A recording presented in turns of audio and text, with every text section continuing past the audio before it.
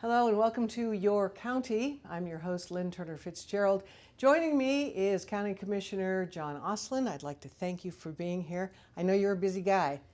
Lynn, thanks for the opportunity. It's great to have an opportunity to talk to the public, and you provide a really good venue for that. Thank you. Well, there is a lot to talk about in Yellowstone County. Why don't we start with taxes?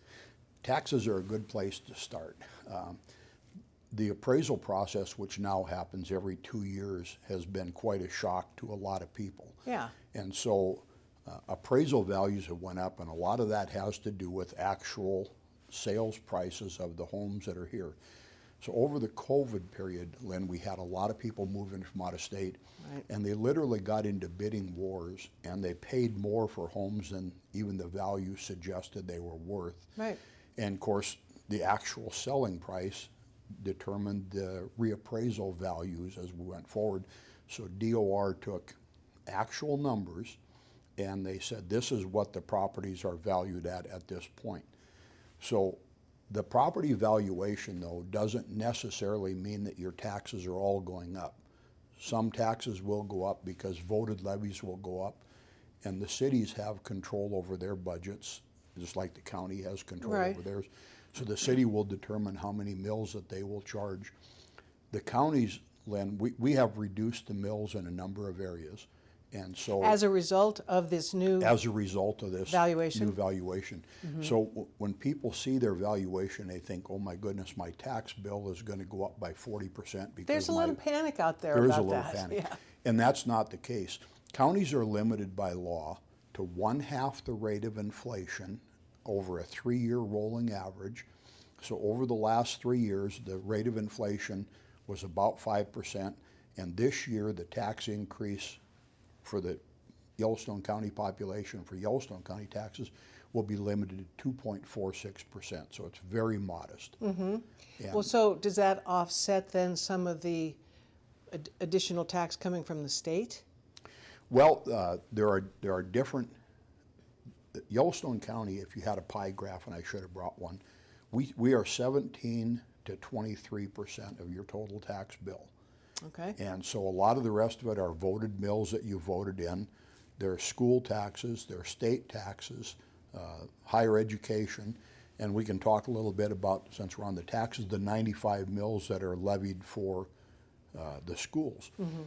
Well, this year a number of commissioners got to digging into the 95 mill requirement, and so we asked DOR if that was accurate, that we should assess 95 mills, and DOR said no, that's not accurate. So they sent us the correct calculation to determine the amount of money that the county should pay for school equalization was 77.89 mills. Oh. So basically you round that up to 0.98, you round that up to 77.9. So we levied that amount, and that's about 17 mills less than what we have historically levied, and I believe that we have overtaxed our citizens without knowing it. That's a state deal. And so anyhow, we reduced that levy by 17 mills, and it will still calculate outright. It does not reduce 1 penny of the school funding. So that's important for everybody to go. The school funding is a whole separate mechanism that's paid for out of the general fund budget in a separate line item. So the schools will get their entire funding. What it will do is reduce about $78 million, the tax money collected from the residents in Montana that goes into the general fund. There's an enormous surplus. There's no problem there. And every commissioner, Lynn, believes that we need to assess the correct amount of taxes, not too much. Right. That's why we reduced it, because the correct amount, according to DOR, is 77.89. Well, as you know, schools are struggling. I mean, They they're are. struggling Yeah. to get teachers. Yeah. They're struggling with infrastructure Yeah. issues and all that. If there's so much surplus, why doesn't it go to the schools? Well, that would be a legislative issue, not a commission issue, because we're Right. completely separated sets. So that would be a great conversation to have with your legislators as to why they have not appropriated more money, or if there's a need to appropriate more money for the schools. We don't have that authority. Right. So the Department of Revenue said that figure is wrong, the 95. 95. Yeah. who dictated 95? Where did that come from? Well, it come from the administration. Okay. And, the governor's budget office wants us to assess 95 mills. We did not. Most counties have already taken the action and reduced it from 95 to 77.9. Will there be fallout then from the administration for doing that?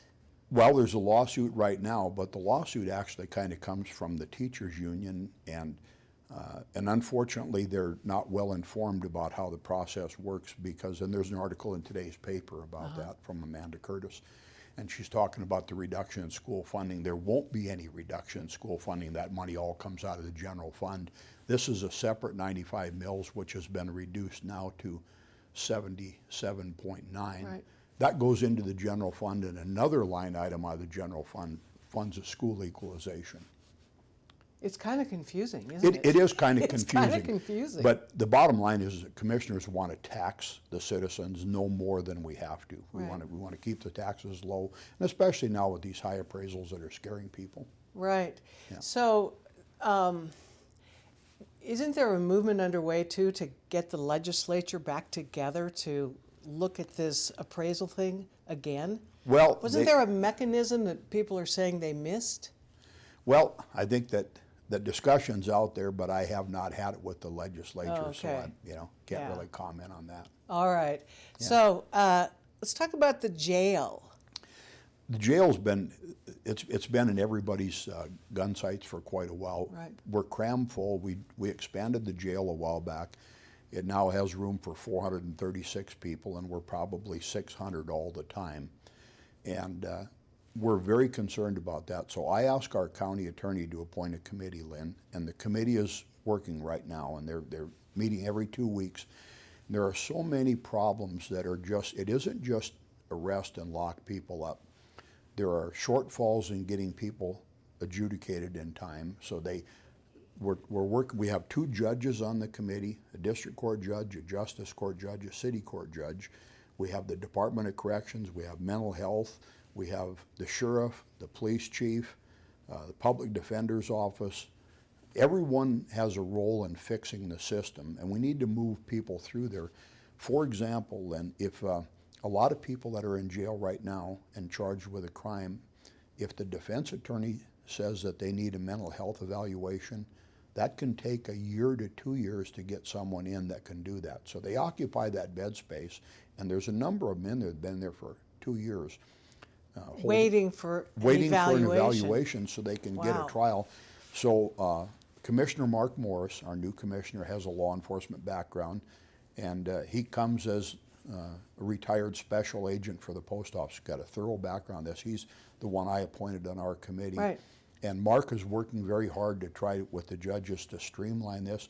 In fact, we've made recommendations already that we either hire a licensed professional that can do that, or that we fly in one from out of state, because it would be so much less expensive to fly one in for 3 days to do an evaluation. And that's what it takes, is about 3 days? Well, I don't, 3 or 5, whatever it takes Okay, to do okay. that, for them to do that. It'd be less expensive to pay than to keep that person in jail. Plus you tie up that bed space that no one else can use. Right. So there's backfalls in the court system, there's backfalls in the mental health evaluations. Department of Corrections has done somewhat better, but they have a long ways to go. So what happens there, Lynn, is we get people that go to court and they're adjudicated, and they've got their sentence, and they're supposed to be transferred to Deer Lodge, and we hold them for 30, 60, 90, 120 days, waiting for DOR to come down and get them, because they're backlogged in Deer Lodge. They don't have enough bed space up there. So all of these shortfalls in the system need to be looked at and find a remedy for before that committee comes back with a recommendation on how many beds we need. And then that recommendation, Lynn, is pretty complex. Well, there's a lot of moving parts here. There's a lot of moving parts here. And then when we get down to the number of extra beds we need to build on in the jail, we need to know, is that dorm space for the low intensity convicts that are in there, or is that class space? So we have, if you have class space, that's where you have individual cells or 2 people in one cell, and they're locked down because they're a danger to the community, even those in jail, or danger to the guards that we have down there. So if you build class space, that's much more expensive. You know, and it's a different type of management it takes to watch those. So they'll come back probably 6 months from now with a recommendation on, you know, how we can streamline all the things that are wrong with the system, and then how many beds we need to make. And at that point, we can go to the voters and say that this is probably what we need for additional jail space. Yeah.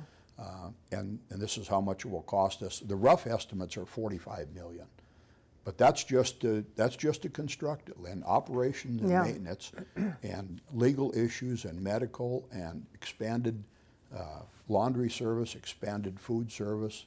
Those are all big issues to pay for the public. So it isn't a one and done. You build more jail space and it's done. On top of that, Lynn, we're running 15 to 20 employees short down there all the time. So the ones that are working are getting a lot of overtime, and that's kind of leads to employee burnout. Sure. And so if we're having a shortfall of detention officers right now of 15 or 20, you can imagine when you need another 60, it's going to be somewhat of a problem. Oh, yeah. Well, is the model that we have in Yellowstone County, where the jail is under the purview of the county, but it also has city people in it, is that the model across the state? Or are there some communities that separate a county jail and a city jail? Well, I don't think the city can build a misdemeanor hold.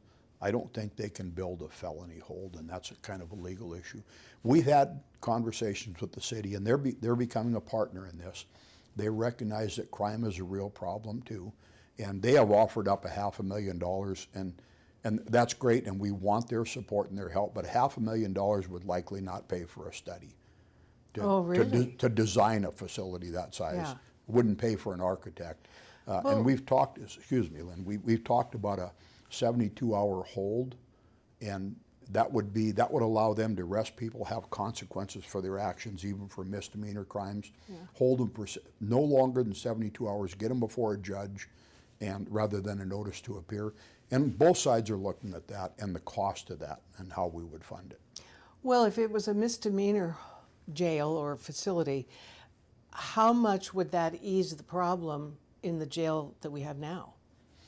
I don't think it would have any effect on what we have in jail right now. What it would do is allow the city police, the highway patrol, and the sheriff's department to arrest people who have not necessarily violent crimes, but need some consequences for their action, put them in jail. Because right now it's a ticket and they get a see you notice later. to appear. Yep. Yeah. Yeah.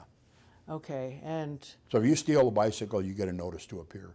You break into somebody's garage, you probably get a notice to appear. If you have a drug crime or a violent crime or you're a threat to society, we'll put you in jail. We will make space for you. If you're charged with a crime that we believe you're a threat to the community, you'll be in jail. We'll find a spot. Right. So we were talking about the various moving parts of this whole equation. How long, in your estimation, would it take to get all the pieces in place? It's going to take probably 4 to 6 months from now for a recommendation back from that committee. Then it will likely take an architect 6 months to a year to design it, and you're talking a couple of years for construction if a bond passes big enough to fund it. And you said 45 million roughly? That's a just rough the estimate. building. Yeah, just to build it. Okay. Yeah. And it'll cost a substantial amount to maintain it. So it'll be a fairly large ask from the taxpayers. Right. And everybody's concerned about public safety, and we are the number one, that's our number one issue, is public safety. Okay. So what about the new courthouse? Well, the courthouse as it exists right now, we've expanded judges a few years back, and that required the commissioners, the clerk of court, or the clerk and recorder, public works, finance, all to move over and rent space across the street in the Stillwater building. Right. Because when they give you new judges, the state pays a salary and the Yellowstone County taxpayers pay all the remodeling costs for the courthouse. So we had to come up with several $1 million to remodel that courthouse, build new courtrooms for the judges. I understand in the next legislative session we could get 2 to 3 more. So looking ahead. Judges? Judges. Wow. 2 to 3 more judges. Looking ahead, we purchased the Miller building down the street a couple of blocks. That will be the new administrative building. The courthouse will be all courts before long. And so we'll move the treasurer and HR and elections needs a bigger space too. So we've owned the Miller building about a year, and we've been demoing out the inside of that, and it'll probably take another year, year and a half to get that remodeled so we can start moving staff in there. Additionally, we're even taking a look at the third floor of the Stillwater building that we have right now. We've leased that, and that lease comes due here, I think, in 2.5 years. I think it's 2 years from June, I believe that lease is up, and we should be in our new building. But we're discussing with the city right now a possible purchase of that floor to move the county attorney's office over there, so there's more room in the courthouse for the judges and the clerk of the court. And so I mean, it's space wars all the time, and they're very expensive. Yeah, what about parking? Great question. No, not a great question. Downtown parking is really tough. Yeah. We used to have the sheriff's department in the main floor of the courthouse. I remember that. So that was years ago. They outgrew that, and we bought that round bank building next door. And they outgrew that, so we bought the Payne West building down on 2nd, a couple of blocks down, moved the sheriff's in there. The round building was really kind of a mess, hard to heat and cool, not very efficient. We needed it at the time. We demoed that out, and they're in the process right now of finishing the parking lot. Should be done this fall. Probably in the next 30 days that'll be done. That will be employee parking and customer parking. So our employees need a place to park, our customers need a place to park. And if you drive down 3rd Avenue North right now and take a look, you'll see that's all vacant ground right now, and it's in the process of finishing up that parking lot, and we'll have more spaces downtown that are desperately needed. Oh yeah, well things are definitely changing now. City Hall's moving too, so we'll have that space. Yeah, the city bought the building that we're in, the Stillwater building, the old Batten. But now courthouse. aren't your offices there too in the commission? They are right now. That's the okay. temporary space that we've leased. We leased it from the private owner, Joe Holden, and then the city negotiated, bought the building. We're now talking about maybe a purchase option on that 3rd floor for the county prosecutors. Okay. What about infrastructure in Yellowstone County? Roads, bridges, how are we doing? We're doing great. Good.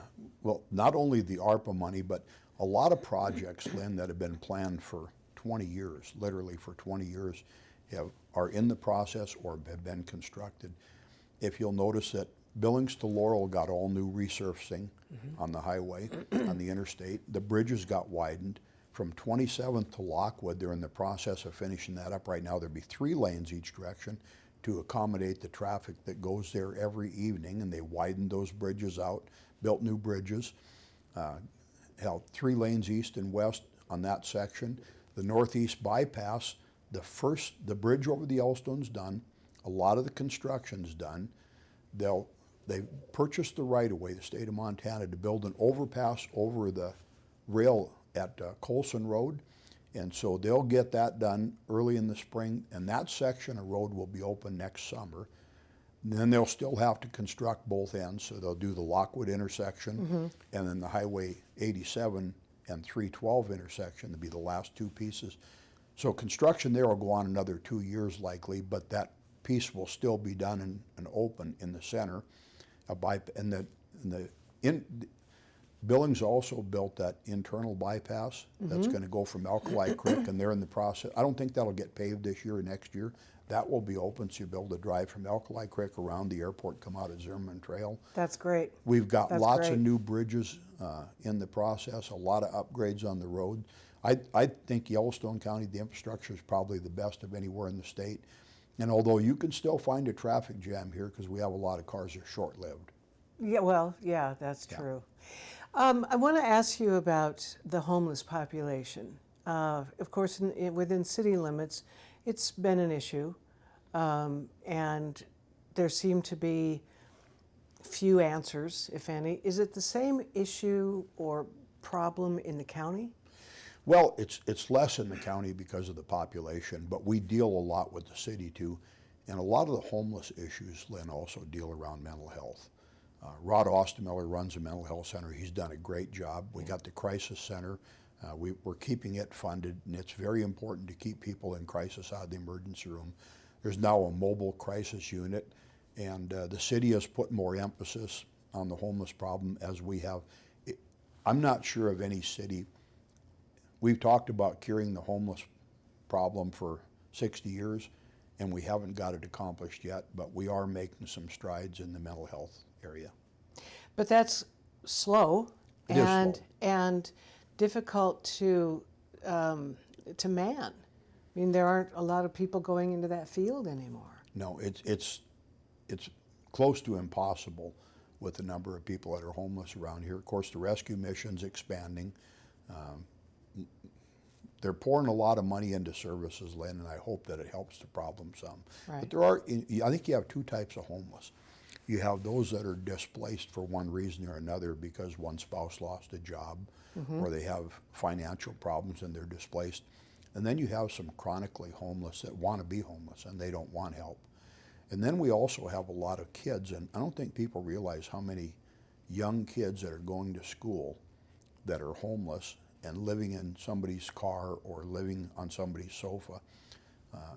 And if you're not aware of the tumbleweed program, they're great. The tumbleweed program helps these displaced youths and gets them places to stay and puts them up and gives them counseling and helps them get jobs and helps them graduate from high school and at least get a start on life. Well, and I know School District 2 has been very forward about assisting these homeless students as well. They're aware of them. They know who they are. They do, yeah. Yeah. And I'm glad that those kids need a chance. Yes, they do. Yeah. Well, we're just about out of time, but I want to know, did we miss anything? Anything on your mind? You know, I think we've covered it pretty well. The taxing issue, I hope that I don't think people are going to have the sticker shock they thought they'd have with the reappraisal. However, in a lot of cases, taxes will go up, partially because of the inflation in home values, but partially because those voted mills will go to the top. So if you have a public safety mill that you voted, it will go up quite a bit. Okay. Well, again, I want to thank you for being here. Thank you for asking. We'll have you back, actually, pretty soon, I hope. I'd like that. All right. Yeah. Very good. Thanks, John, for being Thank here. you, Lynn. And thank you for joining us on Your County. We'll see you again next time.